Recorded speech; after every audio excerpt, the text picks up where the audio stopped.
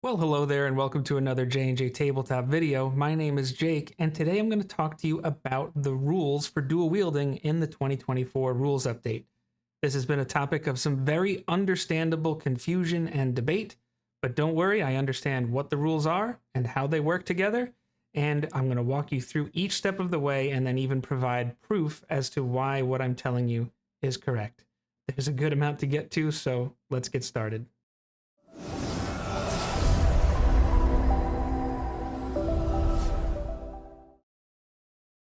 First things first, let's talk about what the rules are for wielding two weapons before we start adding feats and weapon masteries and all those kinds of things. These rules can be found on pages 213 and 214 of the New Player's Handbook underneath the light weapon property. And it reads, when you take the attack action on your turn and attack with a light weapon, you can make one extra attack as a bonus action later on the same turn. That extra attack must be made with a different light weapon, and you don't add your ability modifier to the extra attack's damage unless that modifier is negative. So far, this is pretty simple and straightforward. If you use your action to take the attack action on your turn and attack with a light weapon in one hand, you can use your bonus action to do the same thing with a light weapon or a different light weapon in your other hand. Now let's talk about the Dual Wielder feat. The Dual Wielder feat is a general feat found on page 203 of the New Player's Handbook, and the section we're most interested in for this video is Enhanced Dual Wielding. When you take the attack action on your turn and attack with a weapon that has the light property, you can make one extra attack as a bonus action later on the same turn with a different weapon, which must be a melee weapon that lacks the two-handed property. You don't add your ability modifier to the attack's damage unless that modifier is negative. Okay, so this sounds very similar to the light weapon property, but it is different. Both the light weapon property and the dual wielder feat have the same trigger, essentially. If you use your action to attack with a light weapon, it unlocks something for both of them. A lot of confusion comes in when you think it's unlocking the same thing. It's not.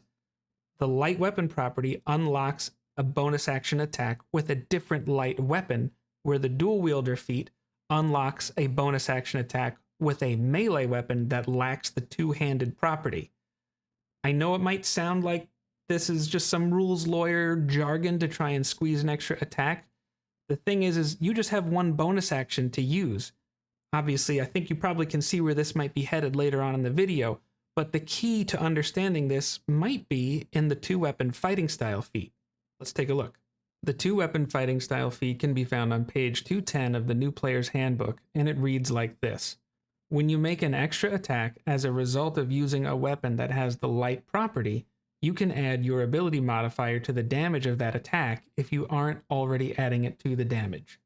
Obviously, the main event of this here is adding your ability modifier to the damage of the extra attack that you're going to make. The thing that's subtle here, and it's going to be more significant as we look at some other features, is it references using the word an extra attack rather than the extra attack. That implies that there's more than one. To continue this, let's take a look at what the Nick Weapon Mastery property does. You can find the rules for the Nick Weapon Mastery property on page 214 of the New Player's Handbook, and this is what it says. When you make the extra attack of the light property, you can make it as part of the attack action instead of as a bonus action. And then to avoid interacting with the extra attack feature, it continues to say you can make this extra attack only once per turn. This is referencing the base light weapon property attack, not the dual wielder feat attack. Still not convinced? Let's take a look at the wording of the crossbow expert feat. You can find it on page 203 of the New Player's Handbook, and underneath the dual wielding section, it says, when you make the extra attack of the light property, you can add your ability modifier to the damage of the extra attack if that attack is with a crossbow that has the light property and you aren't already adding that modifier to the damage. Here we find the exact same wording that we found in the Nick Weapon Mastery property. That's not a coincidence because it's specific to the attack that's unlocked because of the light property, not the dual wielder feat. Two-weapon fighting, remember, said an extra attack. These both said the extra attack. Still not convinced? Well, Jeremy Crawford was asked if this is the correct interpretation of the rules, and his answer was yes. You're not going to find a link to some tweet or some other way in which he basically just restates the exact same rules, hoping you'll understand the answer to the question you came to him with. Monty Martin from Dungeon Dudes actually went to him, I believe he said it was Gen Con, and asked him in person if this was the correct ruling. I think that's a pretty reliable source. I'm going to put a link to the video in the description if you're interested to see that story. But this is how it works. So let's sum some things up. The light weapon property allows you to make an attack as a bonus action with a different light weapon. The dual wielder feat also allows you to make another attack as a bonus action. This can be made with any non-two-handed weapon. The Nick Weapon Mastery converts the light property bonus action attack to be part of your attack action, and then of course, two-weapon fighting allows you to deal your ability modifier damage on extra attacks made with a light weapon. So let's put together a quick real-world example for how this would play out at the table if you're going to do this. Let's say you're wielding a short sword in one hand and a dagger in the other. Let's say you have the dual wielder feat and weapon mastery with Nick weapons. You're going to attack with your short sword, and then you're also going to use that dagger because it's the Nick Weapon Mastery property to attack as part of that action. And then you have the dual wielder feat to attack again as a bonus action. That's 3 attacks.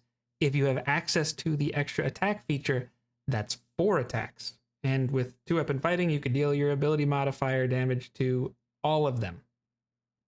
This is a very powerful way to play a martial character. I think it's very fair to say that dual wielding in the 2024 rules opens up a whole bunch of different ways that you could get the most out of your build.